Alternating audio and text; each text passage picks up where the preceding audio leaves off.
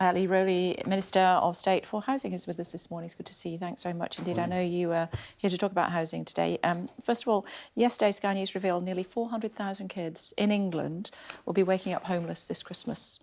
What are you going to do about it? So we absolutely have to do things about it. There's been a substantial amount of money that's gone in already. We need to build more homes, which is what we're trying to do, what we're going to talk about today, hopefully. But there's a lot of work going on within the department and with my colleagues to try and make sure that people have roofs over their head, they get out of B&Bs as quickly as possible, and that we're finding people for houses for the long term. Yeah, some kids supposed to be there for 6 weeks emergency accommodation, there for 6 months or longer. What can be done? Yeah. Does this all date back to Margaret Thatcher selling off council houses in the 70s and 80s? No, I think it dates to a particular issue at the moment. We have some really challenging economic circumstances which we're trying to work through. The government is trying to step in where we can to help families. The absolute basic point is that people need roofs over their heads when they're going through difficult times. We're doing that. And then we need to get people into longer-term housing as quickly as we're able to do that. But 400,000 is not an acceptable number, is it? It's not, and we're trying to work to move it down as quickly as we possibly can. So tell me how. Through building more houses, through making sure when houses are built that more affordable houses are part of the package, making sure more houses for rent are part of the package, making sure more affordable houses are part of the package, and that over time increases the supply, which means people who are in temporary accommodation right now can move into longer-term housing. However, I've been reading that planning permissions for new homes have fallen to a record low. Well, they have reduced this year. That's because the number of planning applications has gone lower this year because of the economic circumstances. But if you look over a longer period of time, there is a substantial amount of planning applications that have gone in, substantial amount of approvals that have been made, and a lot of houses that could still be built with those approvals that have been made. I mean, I've gone through the planning permission challenges, hurdles of late, and it's not easy. There are challenges. I mean, that is... What can the government do to help? That is all about balancing both wanting to make sure more houses are built as part of the long-term plan for housing, but that they're built in the right places, that existing properties are expanded in a way which works for communities. But what we're trying to do is we're trying to put more capacity into the system. So we've already announced millions of pounds for additional planners, for additional skills. And then more broadly in the planning system, we've just come out with an action plan for infrastructure planning, for example, which speeds up how nuclear power stations are built, how roads are built, how wind farms are built. So there's a lot of work that the government's doing to try and speed up as well. I remember donkeys years ago, 2005, interviewing David Cameron when he was just a boy, and he was talking about housing then. You've never hit your targets. We still have a way to go in terms of hitting the 300,000, but we have made substantial progress towards it. We've built the best part of 2.5 million houses over the past 13 years.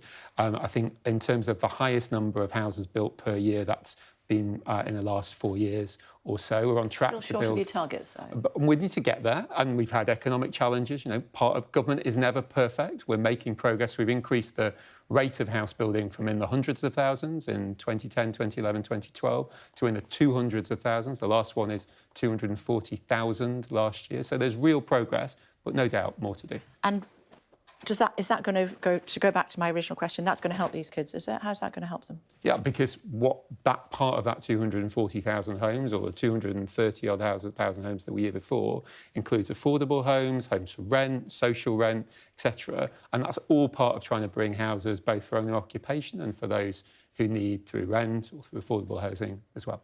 Talk to me about Israel. Your colleague Alicia Kearns has said Israel has gone beyond self-defence in the Gaza war. Do you agree with her? No. Why not? Because I have great respect for Alicia. She's a very, very senior member of the party and chair of the Foreign Affairs Committee. But I mean, politics is... sometimes we take different views, and I take a different view to Alicia on the Israel-Gaza issue.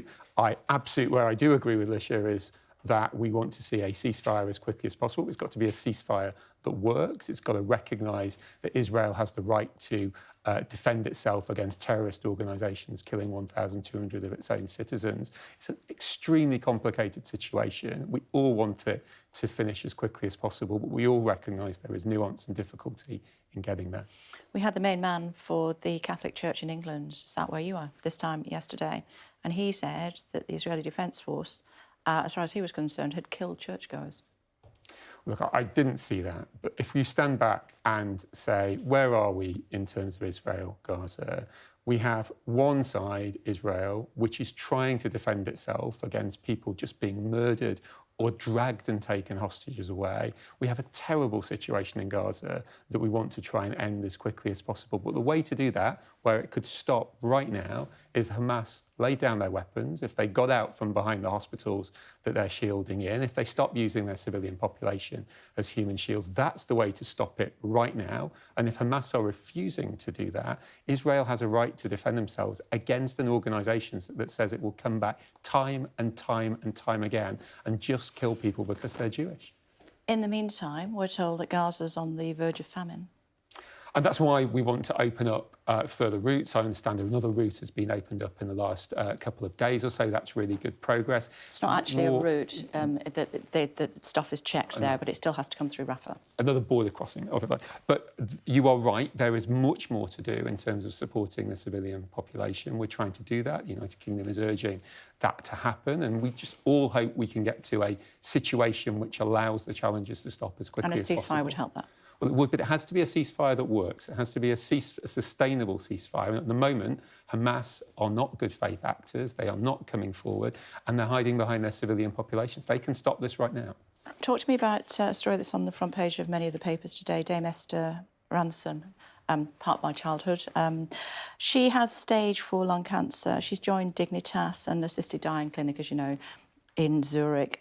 Is it right that those who are terminally ill need to go to a place like Dignitas rather than be able to be in their final days here in the UK?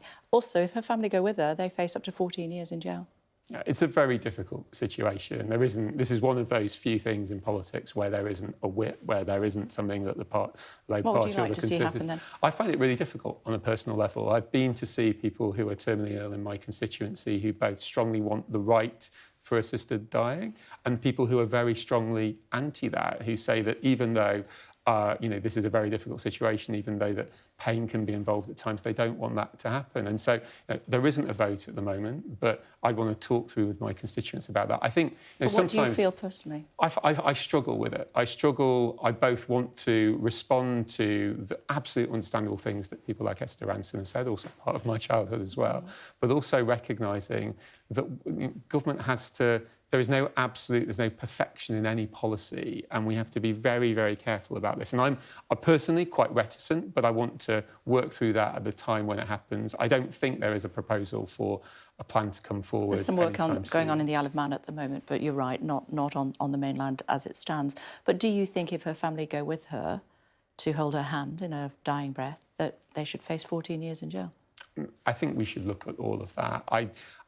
I just really struggle with this on a personal level. I know lots of colleagues do as well. I think it needs to be...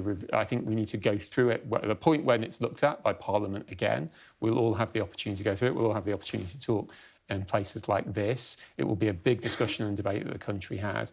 But there are no absolutes here. It's all about trying to find the right balance, but also recognising human life is very sacred and we should be very careful. OK, good to see you. Thanks for joining us. Much appreciated. Thank you.